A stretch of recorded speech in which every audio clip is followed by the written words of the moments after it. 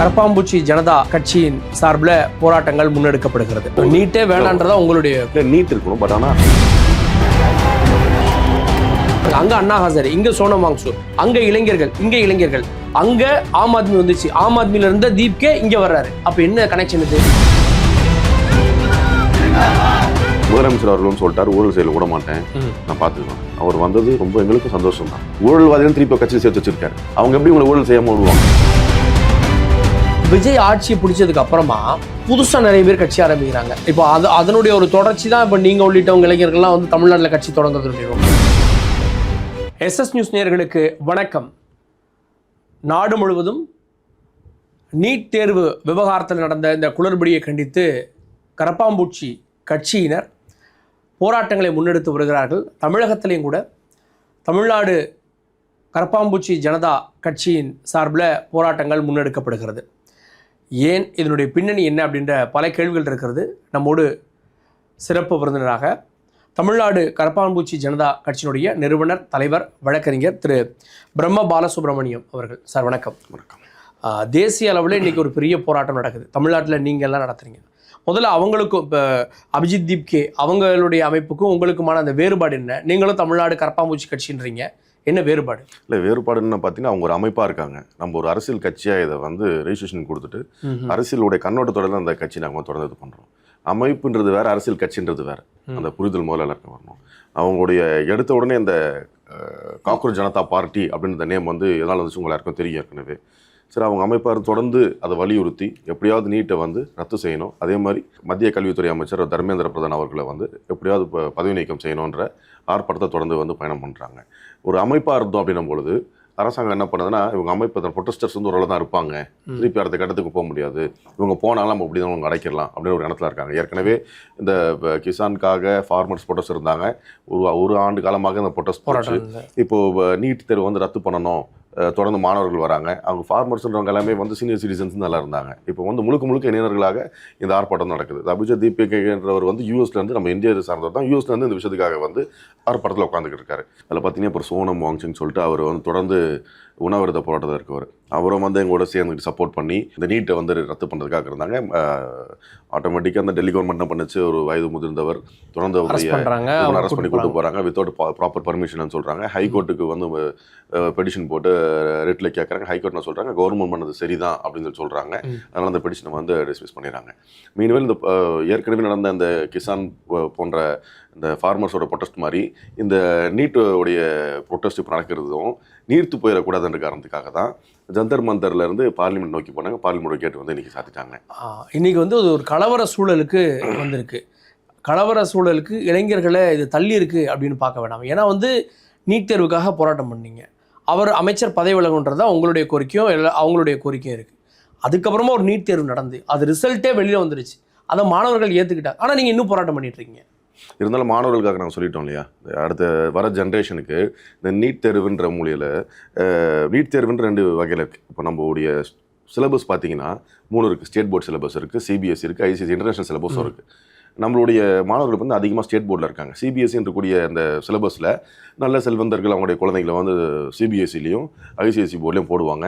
ஒரு சிலர் கீழே அடித்தட்டு மக்கள் என்ன பண்ணுவாங்க, அவங்க குழந்தையுடைய நாலேஜ் அதிகமாக கெயின் ஆகணுன்றக்காக சிபிஎஸ்சி ஸ்கூலில் வந்து அதிகமான ஃபீஸ் கட்டி போய் சேருவாங்க. ஸ்டேட் போர்டு மெட்ரிகுலேஷன் இருக்க என்ன பண்ணுறாங்க, அவங்க எழுதக்கூடிய நீட்டுடைய சிலபஸ் பார்த்திங்கன்னா என்டையர்லி சிபிஎஸ்சி பேஸ் பண்ணியிருக்கு.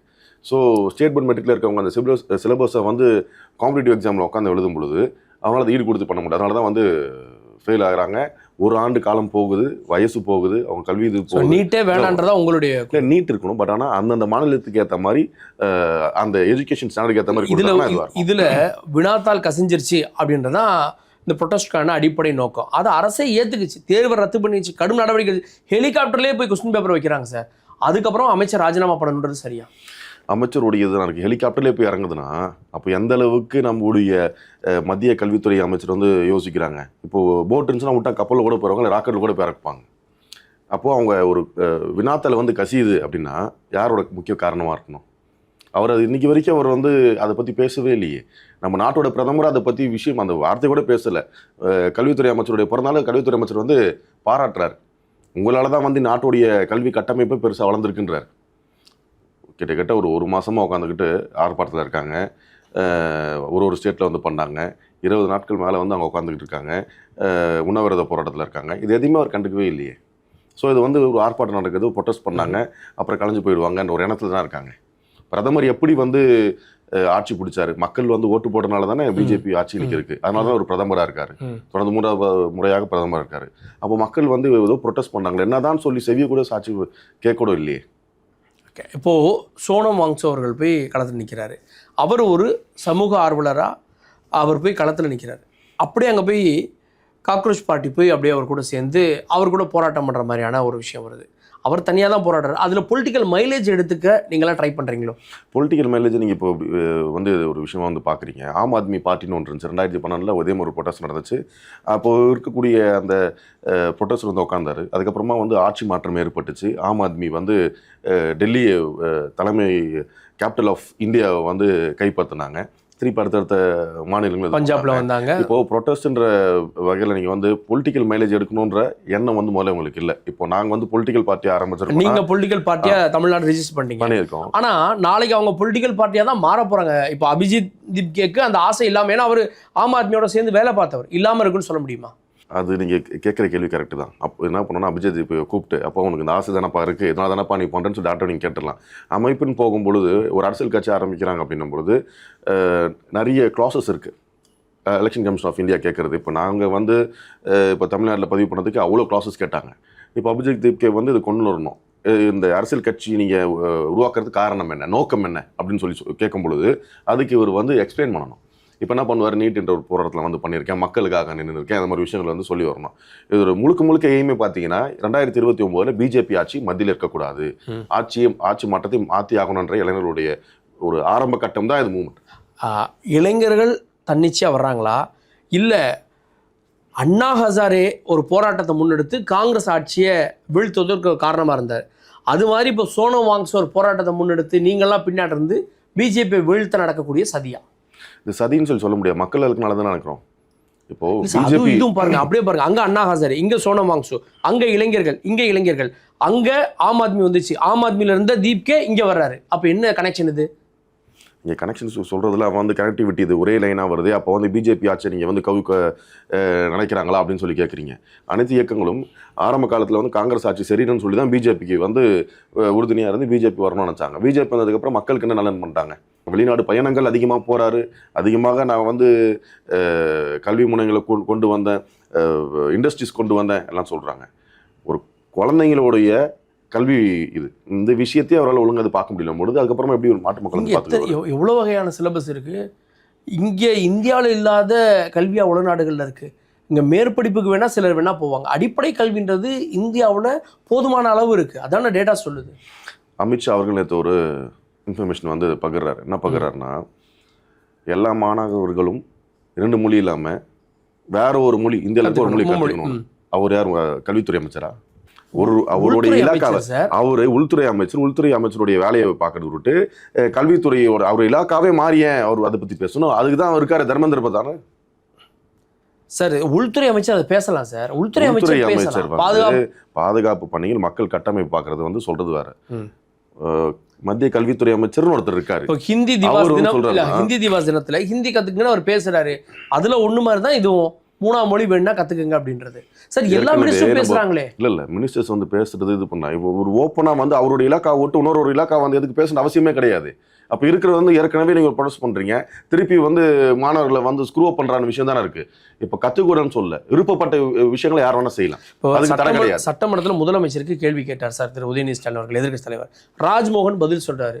என்ன முதலமைச்சர் டிபார்ட்மெண்ட்ல தலையிடுறீங்க அப்படின்னு நம்ம கேட்க முடியுமா? சட்டமன்றத்தில் நடக்கிற கேள்விகள்ன்றது வேற, வெளிப்படையாக பொதுமக்கள்கிட்ட இது வந்து நான் சொல்கிறேன், இந்த விஷயத்தை வந்து குழந்தைங்களுக்கு அப்புறமா ஏற்றுக்கணும் ஏற்கனவே இருக்குங்க சிலபஸில், அது கூட உங்களுக்கு தெரியாதா? இப்போது சேர்ந்துருக்கக்கூடிய இளைஞர்கள் இவங்களாம் திடீர்னு அப்படியே ஒரு இன்ஸ்டாகிராம் பேஜ் வருது, அப்படியே எல்லாரும் ஒன்று சேர்றாங்க. அப்போ எந்த அடிப்படையில் இவங்க ஒன்று சேர்ந்துருப்பாங்க? இப்போ ஏதோ ஒரு மொமெண்ட்டுக்காக வெயிட் பண்ணிட்டு இருந்தாங்களோ, திடீர்னு வந்த உடனே கரப்பாம்பூச்சி அப்படின்னு தலைமை நீதிபதி சொல்கிறாரு, அதை வச்சு ஒரு இன்ஸ்டா பேஜ் ஆரம்பிக்கிறாங்க, கடன்னு போய் சேர்றாங்க, அடுத்து போராட்டம்ன்றாங்க, நேரில் வராங்க, மையடிக்கிறாங்க. இதெல்லாம் ஏதோ ஒரு பின்னணியில் ஏதோ ஒரு ஆலோசனையோடு நடக்குது அப்படின்ற கேள்வி ஏற்படுத்துறேன். ஒரு எழுச்சி தானே. இப்போது ஒருத்தர் வந்து இவங்களை இயக்குறாங்க அப்படின்னா இவ்வளோ பேரை வந்து இயக்க முடியாதுல்ல, இவ்வளோ பேர் வாங்கன்னு சொல்லி சொல்ல முடியாதுல்ல. ஒரு எழுச்சி எல்லாமே ஒரு மாற்றத்தை விரும்புறதுனால தானே வராங்க. ஆம் ஆத்மி வேற வகையில மறுவடிவம் எடுக்குதோ அப்படின்னு ஒரு சந்தேகத்தை எழுப்புறாங்க சார். சந்தேகங்கள் வந்து உங்களுக்கு 1000 இருக்கலாம், லட்சங்கள் இருக்கலாம். இந்த எல்லாத்தோட விடை வந்து இப்போ 2029 தெரிஞ்சிடும். இல்லை சார், நீங்கள் 2029 பேசுங்க. என்ன களத்தில் வந்து தேர்தலில் போட்டியிட போகிறீங்களா? இப்போ அங்கே இருக்கக்கூடிய அமைப்பு கட்சியாக மாதிரி போட்டியிட போதா? அப்போ ஆட்சியை மாற்றுறது மட்டும்தான் நோக்கம் அப்படின்றதோட தான் நீங்கள் வரீங்க, அப்படிதான்? இன்னைக்கு இருக்க டேட்டுக்கு நம்ம கான்வர்சேஷன் அவங்கள வச்ச வரைக்கும் இப்போ வந்து நம்ம இந்த நீட்டுக்கும் மத்திய கல்வித்துறை அமைச்சர் தர்மேந்திர பிரதானை வந்து பதவி நீக்க செய்யறது மட்டும் நம்ம இப்போ கான்சன்ட்ரேட் பண்ணுறோம்.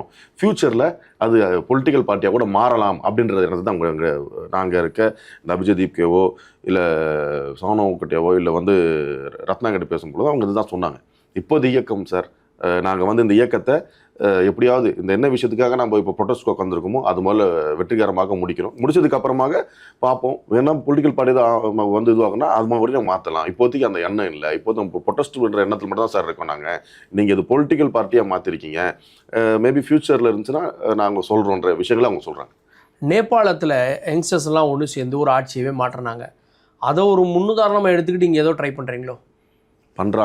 பண்ணுறீங்களோ ரெண்டு வித்தியாசம் இருக்கு. பண்றாங்களோ பண்றீங்களா? தமிழ்நாடு கரப்பாம்பூச்சி வித்தியாசம் இருக்குல்ல. இப்போ ஒரு காங்கிரஸ் ஒண்ணு பண்றாங்க, நீங்க கேட்கல. இப்போ காங்கிரஸ் பண்ணணும் பொழுது அதே இதை வந்து என்ஆர் காங்கிரஸ் பண்றது இல்ல. இப்போ காங்கிரஸ் பண்றாங்க, என்ஆர் காங்கிரஸ் இப்ப நீங்க கேட்கலாமா? அவங்க இந்த விஷயம் பண்றாங்க. அங்க போராடுறவங்களுக்கு நீங்க சப்போர்ட்டர், ஆனா நீங்களும் தமிழ்நாடு கரப்பாம்பூச்சி கட்சின்னு வச்சிருக்கீங்க. நான் தான் கேட்கிறேன், அப்ப அவங்க நோக்கம் என்னன்னா நேபாளத்தோட ஆட்சி மாற்றத்தை இப்படி ஏற்படுத்தியாச்சு, அப்ப இந்தியாவில ஏற்படுத்தணும் அப்படின்றதுக்காக இளைஞர்கள் ஒண்ணு சேர்க்கிறாங்களோ? இல்லை, கண்டிப்பாக வேணா மாற்றத்தை விரும்பினால்தான் இவ்வளோ பேர் வந்து நிற்கிறாங்க. எழுச்சி ஏற்பட்டு சொல்ல முடியும், அந்த புரட்சியை சரின்னு சொல்ல முடியுமா? இன்னைக்கு அங்கே ஒரு ஆட்சி மாற்றம் ஏற்பட்டும் கூட அங்கே சக்ஸஸ்ஃபுல்லாக கவர்மெண்ட் ரன் பண்ண முடியல. மற்ற நாடுன்றது வேறு, இந்தியான்றது வேறு. இந்தியா வந்து ஒரு வல்லரசு நாடுன்னு சொல்கிறாங்க. புரட்சி எப்பவுமே என்டர்டைன் பண்ணுறது இல்லை சார். புரட்சி என்டர்டைன்மெண்ட் பண்ணுறதுக்கு இல்லை. அப்போ ஒரு மாற்றம் எப்படி வரும்? அப்போ அந்த மேலே இருக்க இந்த ஆளுமை தன்மைகள் வந்து கேள்வி கேட்கலன்னா அது தேர்தல் வாக்குரிமை ஜனநாயகம் சார். வாக்குரிமை தான். அப்போ நாங்கள் இங்கே வந்து இந்த ஆர்ப்பாட்டத்தில் வந்து பண்ணுறோம், எங்களுக்கு இந்த ஆட்சி பிடிக்கல, இந்த ஆட்சியாளர்கள் வந்து எங்களுக்கு ரொம்ப கொடுமை கொடுக்குறாங்க, ஹிட்லர் ஆட்சி மாதிரி இருக்கு, அப்ப எங்களுக்கு பிடிக்கும் போது மக்களோட உரிமை சார். இது எங்களுக்காக தான் நீங்க அட்மினிஸ்ட்ரேஷன்ல தான் உட்கார்ந்துட்டு இருக்கீங்க. உங்க வீட்டுக்குள்ளேயே வந்து நாங்க உட்காரல. இல்ல, இந்த இளைஞர்கள்லாம் இன்னைக்கு சொல்றாங்களே ஹிட்லர் ஆட்சின்னு, அப்ப இந்த இளைஞர்கள்லாம் 2014 இருந்து எங்க சார் இருந்தாங்க? 2014 இருந்து மோடி தான் சார் ஆள்றாங்க. இப்போ இன்னைக்கு திடீர்னு வந்து ஹிட்லர் ஆட்சியான்னு பேசுறாங்க. ஒரு பொட்டஸ்டன் வந்துருச்சு, எழுச்சி வந்துருச்சு, இவ்வளோ பேர் வந்து சேர்ந்துட்டீங்களே, இவ்வளோ பேர் பண்ணீங்க, நீங்கள் கூட சப்போர்ட்டராக இருப்பீங்க. இப்போ இந்த கேள்வி கேட்குறீங்க, உங்களால் அந்த வாய்ஸ் அவுட் வெளியே பண்ண முடியாது. ஒருத்தர் ரோட்டில் வந்து கத்தி எங்களுக்கு இந்த பிரச்சனை இருக்குது, இந்த இஷ்யூ இருக்குது, நீங்களாம் கொண்டு வாங்கின பொழுது பின்னாடி நம்ம என்ன பண்ணுவோம்? சப்போர்ட் பண்ணுவோம். பரவாயில்ல, பண்ணுறாங்கப்பா, சந்தோஷமாக இருக்குப்பா. ஏன்னா வெளியே நீங்கள் சொன்னீங்கன்னா என்ன ஆகும்? அரெஸ்ட் பண்ணுவாங்க, எஃப்ஐஆர் போடுவாங்க, அவங்க வாழ்க்கையை அழிப்பாங்க. நம்மளுக்கு எதுக்கு? நம்ம ஒரு மாதம் சம்பளம் வாங்குறோம், அவங்க பாட்டுருப்போம், யாராவது பண்ணுறாங்க, சரி அவங்க கூட வந்து நம்ம நிற்போம், பரவாயில்ல, நம்ம பின்னாடி இருந்து சப்போர்ட் பண்ணுவோம், முன்னாடி போய் நம்ம காலத்தில் நிற்க வேணாம், நம்ம குடும்பத்தை பார்த்துக்கின்ற எண்ணம் இருக்கனால தான் வரல. இன்னைக்கு அந்த இளைஞர்கள் அப்படி பண்ணல. இல்லை, நம்ம தான் கேட்டாகணும், அதனால தான் வராங்க. அடிப்படையில் நீங்கள் கொண்டு போகணும். அடிப்படையில் ஒரு கட்சி அப்படின்றது ஒரு கொள்கை ரீதியாவோ சித்தாந்தம் ரீதியாவோ எப்படின்னா இந்திய எதிர்ப்பு போராட்டங்கள் மூலமாக கட்சிகள் வளர்ந்தது, உருவான கதைகள் இருக்குது. ஏன் சமீபத்தில் ஜல்லிக்கட்டு போராட்டத்தில் உட்காந்தவங்களாம் ஒன்று சேர்ந்து தமிழ்நாடு இளைஞர் கட்சியெல்லாம் ஆரம்பித்தாங்க. ஆனால் ஒரு தலைமை நீதிபதி சொல்லிட்டான்றதுக்காக ஒரு இன்ஸ்டா பேஜ் ஆரம்பிச்சிட்டோம் அப்படின்றதுக்காகவே ஒரு போராட்டங்கள் நடத்துவது சரியா இருக்குமா? ஒரு கொள்கை இல்லாத பாதை சரியா இருக்குமா சார்? அது ஒரு ப்ரொட்டஸ்ட் தானே. இப்போ அவங்க என்ன சொல்றாங்க, நீட்டுனால நிறைய மாணவர்கள் வந்து இறந்துருக்காங்க, நிறைய கஷ்டங்கள் ஏற்படுது அந்த குடும்பத்துல. யாருடைய ஒரு பிரச்சனை சார், இப்போ நீட்டுனால எவ்வளவு பணம் வைத்த முதலைகள் வந்து சம்பாதிக்கிறாங்க தெரியுங்களா? இன்ஸ்டியூட்ஸ் எப்படி வந்துச்சு? இப்போ இந்த நீட்டை மட்டுமே வச்சு ஒரு டியூஷன் சென்டர்ன்றதை மாற்றி இந்த இன்ஸ்டியூட்ஸில் கோடிக்கணக்கான பணங்கள் போகுது. இதெல்லாம் எதனால? யாரோ ஒருத்தர் சம்பாதிக்கிறதுக்காக இந்த அரசாங்கம் வந்து செட் பண்ணி கொடுத்து அந்த நாங்கள் அவங்க தகுதியுடைய மாணவர்கள் போறதா பார்க்கலையா? நீட்ல எக்ஸாம் எழுதி தகுதியுடைய மாணவர்கள் டாக்டர் ஆகிறதா பார்க்கலையா நீங்க? அப்போ நம்ம மாணவர்கள் வந்து ஒருத்தர் ஸ்கூல் ஃபர்ஸ்ட் எடுக்கிறான், அவனால நீட் த்ரூ பண்ண முடியல. ஸ்கூல் ஃபர்ஸ்ட் எடுக்கிறான், அப்போ அவனுக்கு எந்த நாலேஜ் இருக்கும், ஏன் நீட் த்ரூ பண்ண முடியல? அதே தான் சார், யூபிஎஸ்சி எழுதுறான் சார். ஒரு பையன் வந்து ஜஸ்ட் பாஸ் பண்ணிட்டு இருந்த ஒரு பையன் யூபிஎஸ்சியில் பாஸ் பண்ணி ஐஏஎஸ் ஆயிடுறான். நல்லா படிச்சுட்டு இருந்த பையன் நல்லா வருவான்னு எதிர்பார்த்தப்ப யூபிஎஸ் ஃபெயில் ஆயிடுறான். அது நம்ம சிஸ்டம்ல இருக்கக்கூடிய விஷயம் சார். அவன் அந்த எக்ஸாமுக்கு எவ்வளவு கான்சென்ட்ரேட் பண்றான்? யூபிஎஸ்சி கூட உங்களுக்கு பாத்தீங்கன்னா அவங்க சிலபஸை வந்து நம்ம செட் பண்ணிக்கலாம். நம்மளுக்கு என்ன எக்ஸாமினேஷன் வேணுமோ இந்த சப்ஜெக்ட் வந்து நம்ம சூஸ் பண்ணிக்கலாம், சரிங்களா? இதுல அப்படி இல்ல. அதில் வர கொடுக்கப்பட்டிருக்க அந்த கேள்விகளில் இந்த கேள்விகள் தான் நம்ம இது பண்ணணும். அதே மாதிரி இவங்க ஏற்கனவே இவங்க படிச்சிருக்க அந்த போர்டில் இருந்த அதே சிலபஸ் வந்து அவங்களால கிளியர் பண்ண முடியும். நான் படிக்காத ஒரு சிலபஸ் கொண்டு வந்து எனக்கு வந்து அதில் கொடுத்து இல்லை நீ பாஸ் ஆகணும், எப்படி சார் பாஸ் ஆக முடியும்? இது யாராவது ஒருத்தர் கேள்வி கேட்டாகணுன்றதுக்காக தான் இந்த ப்ரொடெஸ்ட். பூனைக்கு மணி கட்டுறதுக்காக வந்தாருக்கு. உச்சநீதிமன்ற தலைமை நீதியரசர்கள் வந்து நீதியரசர் என்ன சொல்றாருன்னா, நம்மளுடைய இளைஞர்கள் எல்லாமே கரப்பாம்பூச்சி போல இருக்காங்க, இவருக்கு சரி வரல, வேலை வெட்டி இல்லாம இருக்காங்க, இதுக்கு வந்து வேலை வெட்டி இல்லாம இருக்காங்க, நான் வந்து வேணும்ட்டே சும்மா இருக்கணும், வேலைக்கு போகாம இருக்கணுன்ற எண்ணத்துல இருக்காங்க. அப்போ இது இண்டிகேட் பண்றது இன்னைக்கு ஒன்று சேர்ந்திருக்கவங்க எல்லாம் வந்து வேலையில்லா திண்டாட்டத்தை பத்தி அதன் மூலமா ஒன்றா வந்தவங்களும் சார் இது ஒரு ப்ரொட்டஸ்டாக முன்னெடுத்திருக்காங்க. இந்த ப்ரொட்டஸ்ட்க்கு வந்து யார் உட்காரணும்னு பார்த்தீங்கன்னா ஸ்கூல் குழந்தைங்க உட்காரணும், இல்லை அவங்க பேரண்ட்ஸ் உட்காரணும். யாருக்கு இந்த மெடிக்கல் நான் டாக்டர் ஆகணுன்ற கனவுல இருக்கவங்க வந்து உட்காரணும். இங்கே போராட்டத்தில் இருக்கவங்க யாரும் வந்து இந்த எக்ஸாம் எழுதி முடிச்சு டாக்டருக்காக ஆகிறேன். காங்கிரஸ் நம்ம பேசிட்டு இருக்க நேரத்தில் நாடாளுமன்றத்தை முடக்கிட்டு இருக்காங்க நீட் விவகாரத்துக்கு. ஒரு கட்சி அவங்களும் குரல் கொடுக்குறாங்களே, காங்கிரஸும் போராடுது, நீங்களும் போராடுறீங்க, அப்போ நீங்கள் எதுக்கு சார்? காங்கிரஸ் போராடுறதுனா உள்ள இருந்து காங்கிரஸ் ஒன்றும் பண்ண முடியலையே. காங்கிரஸ் என்ன நடக்குது, நம்மளால எதுவும் பண்ண முடியலையே, ஏதோ ஒன்று பண்ணல. சரி, அப்போ நம்ம பண்ணாத விஷயத்த வெளியே இளைஞர்கள் பண்ணுறாங்க, அவங்க சேர்ந்து சப்போர்ட் பண்ணுவோம், கூட இருக்கோம், நாங்களும் சப்போர்ட் பண்ணோம். சார் காங்கிரஸ் வந்து நின்று முடக்கம் பண்ணுறாங்க, அதில் என்ன தவறு இருக்குன்னு நினைக்கிறீங்க? நீங்க கேட்குற கேள்வி எல்லாமே பிஜேபிக்கு ஃபேவரா இருக்கு. அப்புறம் சொல்றீங்க பிஜேபி கூட சேர்ந்து உங்களுக்கு எதிராக இருக்கு. இல்லங்களுக்கு எதிராக இருக்கு, அதனால ப்ரொடெஸ்ட் பண்றோம். அதனால சார் ப்ரொடெஸ்ட் பண்றோம். ஏன் ப்ரொடெஸ்ட் பண்ணி நீங்க உட்கார்ந்தீங்கன்னா உங்களுக்கு ஆதரவா நான் கேள்வி கேட்க முடியாது. இப்போ நீங்க காங்கிரஸ்னு சொல்லுங்க, உங்களுக்கு எதிராக நான் கேள்வி கேட்கிறேன். நான் காங்கிரஸ் சொல்லவே இல்லையே, எங்க பேரே வரல, தமிழ்நாடு கரப்பாம்பூச்சி ஜனதா கட்சியாச்சு. காங்கிரஸ்ன்ற பேர்ல வந்து உட்காந்து பேசி கிட்ட. இப்போ விஜய் ஆட்சியை பிடிச்சதுக்கு அப்புறமா புதுசா நிறைய பேர் கட்சி ஆரம்பிக்கிறாங்க. இப்போ அதனுடைய ஒரு தொடர்ச்சி தான் இப்போ நீங்க உள்ளிட்டவங்க இளைஞர்கள்லாம் வந்து தமிழ்நாட்டில் கட்சி தொடங்குறதுடைய நோக்கம். முதலமைச்சர் அவர்கள் வந்து ஆட்சியை பிடிச்சதுக்கு அப்புறமா பணம் இல்லாம ஆட்சியை பிடிக்கலாம், அரசியல் பண்ண முடியுன்ற ஒரு கட்டமைப்பை காமிச்சிட்டார். ஏற்கனவே ஆண்ட கட்சிகள் அதுதான் ஒரு நடுக்கமாயிருச்சு. அப்போ மக்களோட தேவையான ஒரு மாற்றம் வேணும், நல்ல ஒரு அரசாங்கம் வேணும். அதுக்கு அடுத்த கட்டத்தை வந்து நம்மளுடைய நாட்டை கொண்டு போகணுன்ற எண்ணம் தான் மக்களுக்கு இருக்குது. ஒரு 5 வருஷத்துக்கு ஒரு வாட்டி எலெக்ஷன் வந்த உடனே ஓட்டு போட்டுடுறாங்க. ஓட்டு போட்டதுக்கப்புறமா திருப்பி அவங்க திட்டுறாங்க, என்னப்பா ஆட்சி பண்ணுறது சரியில்லையப்பா, ஃபுல்லாக ஊழல் அடிக்கிறாங்க, நம்ம பணத்தை கொள்ளையடிக்கிறாங்க, கேட்டால் இவ்வளோ கடன் வாங்குறேன்னு சொல்கிறாங்க, இந்த கடன்லாம் என்ன பண்ணாங்கன்னு தெரியலையப்பா அப்படின்ற ஒரு கேள்வி வருது. இவர் என்ன சொல்கிறாரு, யாரும் வந்து லஞ்சம் கொடுக்க வேணாம், ஊழல் பண்ணவங்களை வந்து நான் விட மாட்டேன் அப்படின்னு சொல்கிறார். இந்த கட்சியை ஆரம்பிச்சுன்னு சொல்லி கேட்குறீங்களா, இந்த கட்சியோட நேம் தமிழ்நாடு கரப்பாம்பூச்சின்ற காரணம், இந்த கட்சியை ஆரம்பித்த காரணம் முதலமைச்சர் அவர்களும் சொல்லிட்டார், ஊழல் செயல விட மாட்டேன், நான் பார்த்துக்குவேன். அவர் வந்தது ரொம்ப எங்களுக்கும் சந்தோஷம் தான். ஆனால் ஊழல்வாதிகள் திருப்பி கட்சியில் சேர்த்து வச்சிருக்காரு. அவங்க எப்படி உங்களை ஊழல் செய்யாமல் விடுவாங்க? நான் தூயவன் சொல்லி சொல்கிறாருங்க சார், தூயவர் தான். எதுக்கு வந்து தீயவர்களை சேர்த்துக்கிறீங்க? அவங்க ஏற்கனவே ஊழல் செஞ்சு வரவங்க. ஆமாம் சார், ஊழல் செஞ்சு ஊழல் சேர்த்துட்டு அவங்க வந்து கண்டிப்பாக ஊழல் செய்து நினைப்பாங்க, சும்மா விட மாட்டாங்களே. ஒரு எம்எல்ஏ பதவி வேண்டாம், அவங்களோட சொத்தை காப்பாற்றணும் தான் இந்த கட்சியில் வந்து சேர்றாங்க. எவ்வளோ பேர் மாட்டு கட்சியில் வந்தாங்க, எவ்வளோ பேர் வாய் இழிச்சாங்க, இவங்களாம் வரவே மாட்டாங்க, 4 சீட்டு அடிக்கிறதே பெரிய விஷயம், விஜய் வந்து தோத்துருவார், இப்படிலாம் தானே பேசிக்கிட்டு இருந்தாங்க. இன்றைக்கி சிஎம் ஆன உடனே எல்லாருமே வந்து வெக்கமே இல்லாமல் போய் சேர்றாங்க, நல்லது தான். ஆனால் ஊழல் செய்கிறதுக்கு இவங்களே விடமாட்டேன்னு சொன்னால் செஞ்சவனெல்லாம் நிற்பாங்க. இல்லை, அதை தாண்டி அவங்க இன்னொரு கட்சியில் இருக்கப்போ ஊழல் செஞ்சுருக்கலாம், வழக்குகள் இருக்கலாம். இந்த நிர்வாகம், அதாவது தாவேக்க நிர்வாகம் அதை அலோவ் பண்ணுதா அப்படின்னு தானே பார்க்கணும். அவங்க அலோவ் பண்ணலைன்னா இங்கே எப்படி ஊழல் செய்ய முடியும் சார்? நிர்வாகம் இப்போ அங்கே ஊழலுக்கு அடிப்படையே அங்கே பார்ட்டி ஃபண்டு, இங்கே பார்ட்டி ஃபண்டு இல்லை, அப்புறம் எப்படி உங்க ஊழல் செய்ய முடியும்? பார்ட்டி ஃபண்ட் இந்த டிஃபரன்ஸ் சார். எனக்கு ஒரு இலாக்கா வந்து இருக்கு இல்லைங்களா, பார்ட்டி ஃபண்ட் தான் ஊழலினுடைய அடிநாதம், நரம்பு. இல்ல, பார்ட்டி ஃபண்ட் பார்ட்டியை வந்து முன்னேற்றதுக்கு இவர் வரும்போது என்ன சொல்லிட்டாரு, எனக்கு என்கிட்ட நான் பீக்ல இருக்கேன், என்னோட பார்ட்டியை வந்து நானே பார்த்துக்கணும், சொந்த செலவை நான் பார்த்துக்கிறேன்னு சொல்லிட்டாரு. இவங்க அந்த இலாக்காக்கு போயிட்டு பார்ட்டி ஃபண்டு கொடுங்கன்ற பேர்ல கேட்கறதுன்றது வேற. பார்ட்டி ஃபண்ட் ஸ்டாப் பண்ணிட்டாரு. பார்ட்டி ஃபண்டு வாங்கி பார்ட்டி கொடுக்கணும், ஆனா இவரோட குடும்பத்துல வளர்த்துக்கிறாங்க. ஏற்கனவே இருந்த அமைச்சர்கள் எல்லாமே ஒரு எம்எல்ஏ ஆகிறதுக்கு முன்னாடி அவரோட தகுதி என்ன இருந்துச்சு, அவருடைய குடும்ப கட்டமைப்பு என்ன இருந்துச்சு, அவருடைய பேங்க் பேலன்ஸ் என்ன இருந்துச்சுன்னு அப்போ பார்க்கணும். இன்னைக்கு டேட்டு பார்த்தா பேங்க் பேலன்ஸ் 0 மாதிரி தான் காட்டுவாங்க. ஆனால் வந்த சொத்துக்கள் எப்படி வந்துச்சு, பினாமி பேர்ல எப்படி இருக்கும், அவங்களுடைய மொத்த குடும்பத்தை லிஸ்ட் எடுத்து பாருங்க. முன்னாடி இருந்த அமைச்சர் சொல்றேன். எல்லாருமே ஒரு மைண்ட் செட்னா ஒரு அரசாங்கம் மாறிடுச்சு, அரசாங்கம் மாறினோன்னே எல்லாமே கரெக்டாக ஆயிரும். அதிகாரிகள் மாறல, அதே அதிகாரிகள் தானே இருக்காங்க, வேற ஒரு இடத்துக்கு அதிகாரி மாற்றி போட்டுருப்பாங்களே. மாற்றி இருக்க அதிகாரிலாம் பண்ணுவாங்க, தெரிஞ்ச அதிகாரி மாதிரி வராங்க, நம்ம தெரிஞ்சவன் தான், கொஞ்சம் பண்ணுப்பா, கொஞ்சம் இது பண்ணுப்பான்னு சொல்லுவோம். அதுதான் சார் ஊழல். அரசாங்கக்கிட்ட ஒரு பில்லு போட்டு ஒரு ஐஏஎஸ் அதிகாரி, அட்மினிஸ்ட்ரேட்டிவ் ஆஃபீஸர் வந்து செக் அண்ட் டிடியை வந்து எழுதி கொடுக்குறாங்களே சார், பணியே செய்யாம நிறைய இடத்துக்கு செக் போயிருக்கு, பேமெண்ட் கிளியரா இருக்கு, கான்ட்ராக்ட் ரோடே போடாம எல்லாம் அது முந்தைய ஆட்சியில் இருந்திருக்கு, அதெல்லாம் கேஸ் நடந்துட்டு இருக்கு. இப்போ தாவேக்கு அரசு அமைந்த பிறகு பத்திரப்பதிவு ஆஃபீஸில் தொடங்கி லஞ்சம் இல்லை அப்படின்னு காமன்மெண்ட் சொல்கிறாங்க, இல்லைன்னு மறுப்பீங்களா? சார், வாங்குறதுக்கு பயப்படுறவங்களும் இருக்காங்க, வாங்குறவங்களும் தான் இருக்காங்க.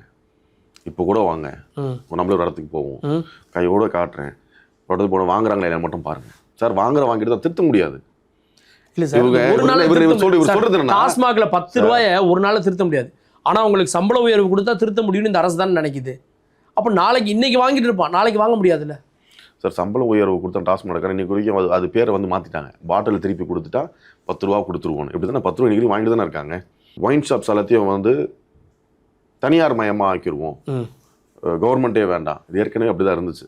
அப்பதான் வந்து நாமும் இந்த கள்ள சாராயங்கள் அதுலேயே வந்து டாஸ்மாக் வருது. ஏடிஎம்கே ஆட்சியில் வேண்டாம் இவங்க வந்து மாதிரி பண்ணாங்க சொல்லி ஏடிஎம்கே வந்து மாத்துறாங்க. திருப்பி வந்து பழையபடியே மாத்துற மாதிரி ஆயிடுது இல்லை. இதுக்கு இன்னொரு விஷயம் பார்த்தீங்கன்னா, அவங்க ப்ரைவேட்டாக மாற்றுறது பண்ணும்போது அதர் கண்ட்ரிஸில் இருக்க மாதிரி சூப்பர் மார்க்கெட்டை நாங்கள் வச்சு சேல் பண்ண போகிறோம், இது பண்ண போகிறோம். முக்கியமான வருவாய் அதுலேருந்து வருது சார். அந்த வருவாய் வரனால இது எப்படி நம்ம விட்டுட்டா வேற எந்த வகையில் வருவாய் ஈட்டுறது அப்படின்ற எண்ணத்தை வந்து யோசிக்கணுமே தவிர்த்து, இந்த ஆலைகளை வந்து மாற்றுவோம், தனியார் மயம் வந்து கொடுப்போம், தனியார் மயம் நம்ம கொடுத்தாச்சுன்னா விஷயங்கள் வர நினைக்கிறாங்க. விஷயங்கள காட்சிகளை மாறாது, இன்னும் பிரச்சனைகள் தான் அதிகமாக உருவாகும். டாஸ்மாக் நிர்வாகத்தில் சீர்திருத்தத்தில் ஒன்றா இதை பார்க்குறாங்க. டாஸ்மாக் அப்படின்னாலே வந்து மற்ற மாநிலங்கள் எப்படி இருக்குது, தமிழ்நாடு எப்படி இருக்குது, கேரளா எப்படி இருக்குது, பாண்டிச்சேரி எப்படி இருக்குது, தமிழ்நாடு எப்படி இருக்குது அப்படின்னு பார்க்குறாங்க. இதில் ஒன்று தானே இந்த சீர்திருத்தத்தெல்லாம். அந்த சீர்திருத்தத்தை செய்யக்கூடாதுன்னு என்ன பண்ணுவாங்க? இப்போது மற்ற மாநிலங்களை வந்து கம்பேர் பண்ணணும்னு சொல்லி பார்த்தீங்க வச்சுக்கோங்களேன். நம்ம பக்கத்தில் இருக்க மாநிலமான கேரளா எடுத்துக்கிறோம், ஆந்திரா எடுத்துக்கிறோம். கேரளா அரசு தான் நடத்துது, அரசு நடத்துது. பாண்டிச்சேரியில் தனியாக நடத்துகிறாங்க. அது இல்லாமல் அரசு வந்து கல்லுக்கடைகளும் வச்சுருக்காங்க. கல்லுக்கடை, அந்த கல்லுக்கடைகளிலும் வந்து அந்த கல்லு வந்து அருந்துறவங்களுக்கு தனியாக ஒரு மக்கள் இருக்காங்க. இந்த ஒயின் ஷாப்பில் போய் லிக்கர் வாங்குறவங்க தனியாக இருப்பாங்க. அது டோக்கன் போட்டு. அது இல்லாமல் நீங்கள் கேரளா மாநிலத்தில் பார்த்தீங்கன்னா பெண்கள் கூட வந்து இந்த செல் போடுவாங்க. ஆனால் இங்கே அப்படி இல்லை. அவங்க அரசாங்க ஊழியர்கள்னு சொல்லி போட்டிருப்பாங்க. எங்கள் அரசாங்க ஊழியர்ன்ற பேர்லேயே உங்களுடைய சம்பளம் பார்த்து 8000 ரூபா தான். அதனால தான் அவங்க காசு எடுக்கிறது. 25% 25% எவ்வளோ சார் ஆச்சு? ஒரு 12000 ரூபா தான் சார் வருது. அதில் குடும்பத்தை எப்படி நடத்துவார்? இல்லை, ஆக்சுவல் சேலரி உங்களுக்கு 12 ரூபா இந்த பேசிக் அதுலேருந்து மாற்றிருக்காங்க. இப்போ அது சின்ன குடும்பம் நடத்த முடியும். இன்றைக்கி இருக்க விலைவாசி எவ்வளோ சார் இருக்குது? அவங்களும் மனிதர்கள் தானே.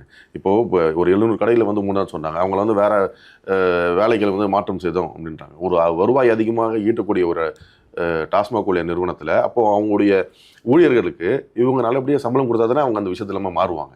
இப்போது மது வேணான்றதான் எந்த ஒரு அரசினுடைய டாப் பாலிசி அதுதான். ஆனால் அது வரைக்கும் மது இல்லாமல் ஒரு சமூகம் இருந்தால் அது வந்து வேறு போதை வஸ்துக்களை தேடும் அப்படின்றக்காக தான் அரசே மது விற்கிறேன் அப்படின்னு சொல்லி வர்றதும். ஆக்சுவலாக இதனுடைய பேரே மது விலக்குத்துறை, மது இல்லாத ஒரு துறை தான். அதுதான் வந்து இப்போ மது டீல் பண்ணிட்டு இருக்கு. அப்போ இவங்களை கவர்மெண்ட் ஜாப் மாதிரி ஒரு 50,000 ரூபா 60,000 ரூபா சம்பளம் கொடுத்து அவங்களுக்கு வேணுன்ற பஞ்சப்படி பயணப்படி வீடு வீடெல்லாம் கொடுத்தா அது சரியா இருக்குமா? அரசு அதை என்டர்டெயின் பண்ணுற மாதிரி இருக்காது. அதனால தான் வந்து மொத்தமாக அந்த மது கடைகளே வந்து மூடிருங்கன்றாங்க. சுத்தமாகவே மூடிருங்க. அதுக்கு பிறகு நாம் தமிழருக்கு சொல்கிறாங்க பாருங்கள், கல்லு கடை வச்சுருங்க. திருப்பி என்ன ஆகும்? கல்லு கடை வச்சா திருப்பி சாராயம் காசுவாங்க. கல்லில் வந்து போதை வஸ்துக்களை வந்து கலந்து கொடுக்குற நிலைமை ஆயிரும். ஒன்று மது நீங்கள் சொன்ன மாதிரி மது விலக்குன்னு இருக்கு இல்லையா, டோட்டலாக மது விலக்கிடணும். இல்லை இந்த அரபு நாடுகளில் இருக்க மாதிரி ஒரு குறிப்பிட்ட மாவட்டம் குறிப்பிட்ட மட்டும்தான் அது விற்கணும். அந்த இடத்துல இருந்து வெளியே வரவங்க அங்கேயும் வந்து மது அருந்திட்டு வரணும். கையில் கொண்டு வந்து அவங்க வந்து லைசன்ஸ் இல்லை, இல்லைன்னா அவங்கள வந்து அரெஸ்ட் பண்ணிடுவோம்டாச்சுன்னா அப்போ மக்களை வந்து மாற்ற முடியும்ல. இப்போ அவங்க வந்து வேலைக்கு வந்து கரெக்டாக போக ஆரம்பிப்பாங்களே. உடல் சோர்வு நீக்க தான் நான் வந்து மது உட்கொள்றேன்னு சொல்லி விஷயங்கள் வந்து மாறும்ல. இது மது விற்பனை மட்டும் பார்க்குறீங்க. மது விற்பனை இல்லாமல் எவ்வளோ போதை வஸ்துக்கள் நம்ம ஊரில் வந்துச்சு. நிறைய சிறுவர்கள் வந்து கெட்டு போகிற காரணமே இந்த மாதிரி விஷயங்கள். ஆனால் மது குடிச்சா அது ஒன்றும் இல்லை, நம்ம இந்த மெடிசன்ஸ் எடுத்துக்கிடுவோம், இந்த கஞ்சா போன்ற அந்த புகையிலை பொருட்களை மாற்றி எடுத்துக்கணும்னு சொல்லிட்டு மாற்றியே விட்டுட்டாங்க டோட்டலாகவே. அவ்வளவு ஈஸியாக இருக்குது. என்னுடைய அலுவலகம் வந்து இங்கே ஸ்பென்சரில் இருக்குது. அங்கே வந்து பக்கத்தில் இருக்க காவல்துறைக்கு எவ்வளோ தெரியும் கஞ்சா உட்கொள்றாங்க, இன்ஜெக்ஷன் எடுக்கிறாங்க, டேப்லெட் போகிறாங்கன்னு. அவனுக்கு இங்கே அது அவங்களுக்கு பிடிக்கவும் முடியல, அவங்கள மாற்றவும் முடியலையே. கண்ணெதிர்க்க இருக்க ஒரு விஷயத்தை சொல்கிறேன் சார், வேறு எதுவுமே சொல்லலை. ஏன்னா அவங்களுடைய மூளையே ஒழுங்காக செயல்பட மாட்டேது. என்ன பண்ணுறாங்க, யார் இருக்காங்க, அண்ணனா, தம்பியா, அக்காவா, தங்கையா, தாயா கூட தெரியாத அளவு ஆகிருக்கு போதை வஸ்துக்கள். போதைப் பொருட்கள், போதை வஸ்துக்கள் நம்ம ஊரில் வந்துருச்சு. அது யார் மூலியமாக வருது? அந்த நபர்களை வந்து உடனே NDPS கேஸ் பயங்கரமாக இருக்குது. இப்போ யாரும் ஈஸியாக வந்து பெயில் கொடுக்குறதில்ல கோர்ட்டில். ஒரு கஞ்சா கேஸில் வந்து ஒரு அரெஸ்ட் ஆனாலே அவர் பெயிலுக்கு வந்து 60 days ஆகுது. 45 to 60 days தான் கழிச்சு தான் பெயில் கொடுக்குறாங்க. இனிஷியலாக ரிமாண்ட் ஆனோடனே உடனே அந்த கேஸை வித்தின் இயர் ஆஃப் டைமுக்குள்ளே ட்ரையல் கொண்டு வந்து அதுக்கு கன்விக்ஷன் கொடுக்குறது இது பண்ணுறேன்னு இருக்காங்க. அதை இன்னும் ஸ்ட்ரிக்டாக பண்ணுறாங்கன்னு வச்சுக்கிறீங்களேன், இந்த மாதிரி விஷயங்கள் வந்து கம்மியாயிரும். தமிழகத்திலையும் தமிழக அரசையும் எதிர்த்து நீங்கள் போராடுவீங்களா? அடுத்தடுத்து தமிழக அரசு கிட்ட வந்து எதிர்த்து நாங்கள் போராடுறோன்ற சொல்கிறத விட சார், மக்களுக்கு நல்லது பண்ணாங்கன்னா நாங்களும் வந்து எங்களுடைய பக்கத்துலேயே நாங்கள் பாராட்டி வந்து போட்டிருக்கோம். சமூக நீதித்துறை அமைச்சராக இருக்கக்கூடிய ஒரு அண்ணன் மன்னியரசு அவர்கள் வந்து மாணவர்களுடைய விடுதியில் சாப்பாடு தரமாக போடலைன்னா எனக்கு உடனே வாட்ஸ்அப்பில் எடுத்து அனுப்புங்க, உடனே அவங்களை வந்து பணி நீக்கம் செஞ்சுருவோம்னாங்க. முதலமைச்சர் கூட வந்து சென்ற வாரம் போய் பார்த்தாரு, விடுதி போய் பார்த்தாரு. எந்த ஒரு முதலமைச்சரும் விடுதி போய் பார்த்தது இது வரைக்கும் கிடையாது. புதுசாக விடுதி கட்டினா வந்து திறக்கிறதுக்கு வேணா போவாங்களே தவிர்த்து மாணவர்களுடைய உணவு என்ன கடந்த ஆட்சியில் மு க ஸ்டாலின் அவர்கள் போயிருக்காங்க. விடுதி திறக்க காலைல போகும்போது பாப்பாரு, பார்க்கும்போது இவருக்கு திடீர்னு போயிருக்காரு சார். திடீர்னு போயிருக்காரு. இதே விடுதி இங்க இருக்க விடுதியை திறந்து வைக்க போனாரு. அதுக்கப்புறம் வந்து சுற்றுப்பயணம் போறப்போ ஒரு விடுதியை பார்வையிட்டார். அது பற்றின காட்சிகளும் இருக்கு. விஜய் மட்டும் முதல்ல போல. அதாவது ஏற்கனவே இதை ஃபிக்ஸ் பண்ணி சொன்னதுக்கு அப்புறம் போய் பார்க்கறதுன்றது வேற, நான் வெளியே இருந்து நான் போகும்போது நிப்பாட்டுப்பா நான் பார்க்கறப்பா சொல்ற விஷயம் வேற. செட்டப் அப்படின்னு சரிங்களா? ஆமாங்க சார். அதனால தானே அந்த அரசு வந்து கவிழ்ந்துச்சு. இல்லைன்னா அந்த அரசு வந்துருக்குமே. அரசு கவிழ்ந்த காரணமே அதனால தானே. அதே மாதிரி அவர் திருப்பி முன்னாள் முதல்வர் அவருக்கு வந்து ஜெயிக்காத காரணம் இதுதான். அவருடைய தொகுதி பொண்ணு அந்த அளவு மேம்பாடு பண்ணி வச்சிருந்தார். மக்களையும் அவரை வந்து திருப்பி ஜெயிக்க வைக்கல. ஆட்சியே வேணான்றதுக்காக தானே இது பண்ணிட்டாங்க. இப்போ நாங்கள் எதிர்க்கிறோம் அப்படின்னா நல்லது செய்தால் நாங்கள் கூட இருந்திருப்போம் சார். கெட்ட செல்லும் போது யாராவது ஒருத்தர் வந்து கேள்வி கேட்டு தான் ஆகணும். இவர் தான் சொல்கிறார், யாரும் எங்களை கேள்வி கேட்கறதே கிடையாது, என்னுடைய ஒரே எதிரி திமுக மட்டும் தான் சொல்கிறாரு. ஆட்சிக்கு வந்து எதிரின்றாரு. எதிரியே இல்லையே, நீங்கள் தான் இப்போ மேலே இருக்கீங்க, நீங்கள் எதுக்கு அவர் எதிரியாக வந்து பார்த்துட்டு இருக்கணும்? நீங்கள் மக்களுக்கு நல்லது பண்ணிட்டே போகலாமே. இப்போ இந்த மாதிரி தவறுகளை யார் சுட்டி காட்டுறது? யார் சொன்னாலும் கேட்க மாட்டேன்றார். அப்போ நாங்கள் இருந்து குரல் கொடுத்தானே ஆகணும். நாங்கள் ஒரு அமைப்பாக இருந்து குரல் கொடுத்தோன்னா 10-11 போயிடுவோம். இப்போ மக்களுக்கு மாற்றம் வேணும், அது ஒரு புதியவர்களுக்கு வாய்ப்பு கொடுப்போம் அப்படின்றப்போ விஜய் வந்துட்டாரு. அப்புறம் எதுக்கு புதியவரா நீங்களா வரீங்க? இப்போ கேள்விகள் வந்து யார் சார் கேட்கறது? யாருமே என்ன கேள்வி கேட்க கூடாது. அப்ப தவறு வந்து பண்ணிட்டு அதிமுக இருக்கு. இல்ல சார், ஒரு புதிய மாற்றம் இல்லன்ட்டாரு. அது விஜய் சொல்றது இல்லன்ட்டாரு. அவரு இவங்க சொல்றாங்க, அவர் எப்படி என்ன சொல்லுவாங்க, அவங்களாம் எனக்கு கணக்குலயே இல்லை, லிஸ்ட்லயே இல்லன்ட்டாரு. அப்ப யார் தான் உங்களுக்கு கேள்வி கேட்கறது? மக்களுக்கு வந்து ஒரு சில விஷயம் நல்லது நடக்கலன்னும் பொழுது அப்போ யார் உங்க காதுல உங்க செவிகள் வந்து சொல்லுவாங்க? அந்த விஷயங்களே போக மாட்டது இல்லை சார். திமுக சொல்லாம அதிமுக சொல்லாது நீங்க சொல்லி போயிருமா சார் விஜய்? நாங்கள் நிற்போம் சார் களத்தில். மற்ற அரசியல் கட்சிகள்லாம் வந்து சும்மாடி வருவாங்க, ஒரு கேமராமேன் நிற்கிறது, கை காமிச்சிட்டு போகிறது, இவ்வளோதான். நாங்கள் அப்படி இல்லை. அதுக்கு எக்ஸாம்பிள் தானே இப்போ ஒரு ப்ரொடெஸ்ட் அங்கே டெல்லியில் நடந்துகிட்டு இருக்கு. ஓகே, நிறைய கேள்விகள் எங்களோடு இணைந்து நிறைய கேள்விகளுக்கு விடை கொடுத்தீங்க. அடுத்தடுத்து உங்களுடைய பயணம் சிறக்க எங்களுடைய வாழ்த்துக்கள். நன்றி சார். வணக்கம்.